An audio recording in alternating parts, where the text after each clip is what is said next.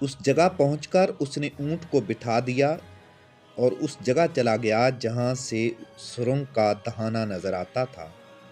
اسے اپنے عقب میں کسی کے قدموں کی آواز سنائی دی جو فوراً خاموش ہو گئی۔ اس کے فوراً بعد اوپر سے پتھر لڑکنے کی آواز آئی جو ایسی بلند تو نہیں تھی لیکن ایسے سکوت اور ایسی وادیوں میں جو عمودی پہاڑیوں میں گری ہوئی تھی، یہ آواز لڑکتے پتھر ساکن ہو جانے کے بعد بھی سنائی دیتی رہی، پھر ایسی گونج بن کر فضا میں تیرنے لگی جیسے کوئی سسکیاں اور ہچکیاں لے رہا ہو۔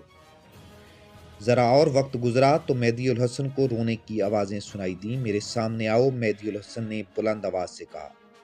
میری دنیا ناپاک ہے، میں ناپاک نہیں ہوں۔ تو مجھے پھر چھوڑ کر چلے جاؤ گے؟ یہ نسوانی آواز کہیں قریب سے آئی۔ مہدی الحسن کی آواز اور یہ نسوانی آواز یوں بار بار سنائی دینے لگیں جیسے ایک دوسرے کے تعاقب میں دوڑ رہی ہوں۔ روشنی چمکی اور بجھ گئی جس سے مہدی الحسن کو سرنگ کا دہانہ نظر آیا۔ وہ دبے پاؤں تیز قدم آگے چلا گیا اور سرنگ کے دہانے سے ذرا نیچے ایک بڑے پتھر کے پیچھے چھپ گیا۔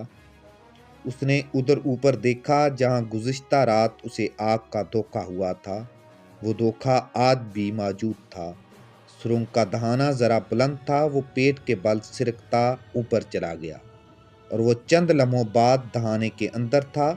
وہاں سے اس نے چھپ کر ادھر ادھر اوپر دیکھا جدھر اسے آگ کا دھوکہ نظر آیا تھا۔ اب چونکہ وہ خود بھی بلندی پر تھا اس لیے اسے وہاں آگ کی ایسی روشنی دکھائی دی جس کا شعلہ کہیں چھپا ہوا تھا۔ اسے سرنگ کے اندر سے کسی عورت کی آواز سنائی دی، وہ 1000 سال سے تمہاری راہ دیکھ رہی ہے، آگے آؤ۔ مہدی الحسن سرنگ کی دیوار کے ساتھ ساتھ اور اندر کو چل پڑا۔ اسے خیال آیا کہ حکیم نے اسے کہا تھا کہ اپنے ساتھ کوئی ہتھیار نہ لے جانا ورنہ اس لڑکی کی روح سامنے نہیں آئے گی۔ اس کے پاس 1.5 فٹ لمبا خنجر تھا اور بدروح بول رہی تھی، اور وہ آگے چلا گیا اور سرنگ کے وسط میں پہنچ گیا۔ سرنگ فراخ تھی، اسے کوئی آتا محسوس ہوا، وہ دیوار کے ساتھ لگ کر بیٹھ گیا۔ اس کے قریب سے کوئی گزرنے لگا، اتنے گھپ اندھیرے میں بھی اس نے اندازہ لگا لیا کہ یہ وہی لڑکی ہے اور یہ کفن میں لپٹی ہوئی ہے۔ لڑکی رک گئی اور اس نے رونے کی آواز نکالی۔ مہدی الحسن نے یہ آواز پہلے کئی بار سنی تھی، اس کا دل بہت زور زور سے دھڑکنے لگا۔ کفن میں لپٹی ہوئی لاش آگے کو سرکی، عین اس وقت دہانے پر روشنی چمکی اور بجھ گئی۔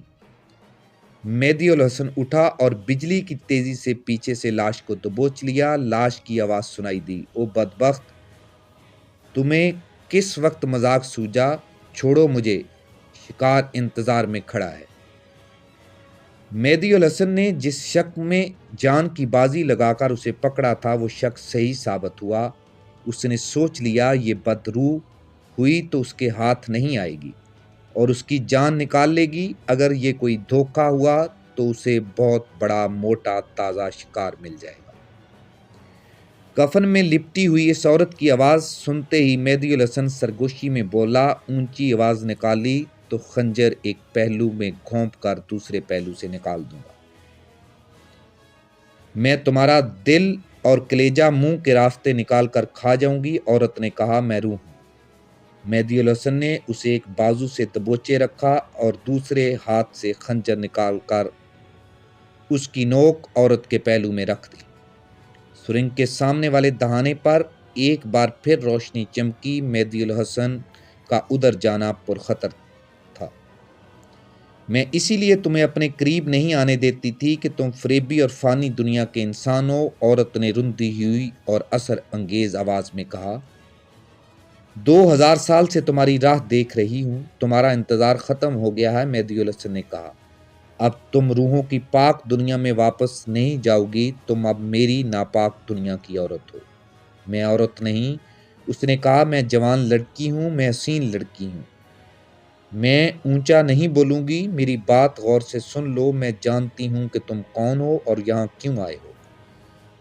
تم مجھے اتنے اچھے لگتے ہو کہ میں نے تمہیں حاصل کرنے کا فیصلہ کر لیا اور یہ طریقہ اختیار کیا۔ تم چلو میرے ساتھ، مہدی الحسن نے کہا۔ نہیں، لڑکی نے کہا، تم میرے ساتھ چلو۔ میں تمہارے ساتھ گئی تو ہم دونوں بھوکے مریں گے۔ تم میرے ساتھ آؤ تو فرعونوں کا خزانہ ہمارا ہوگا، پھر تمہیں ویرانوں میں بھٹکنے پھرنے اور تھوڑی سی تنخواہ کے عوض جاسوسی کرتے پھرنے کی ضرورت نہیں پڑے گی۔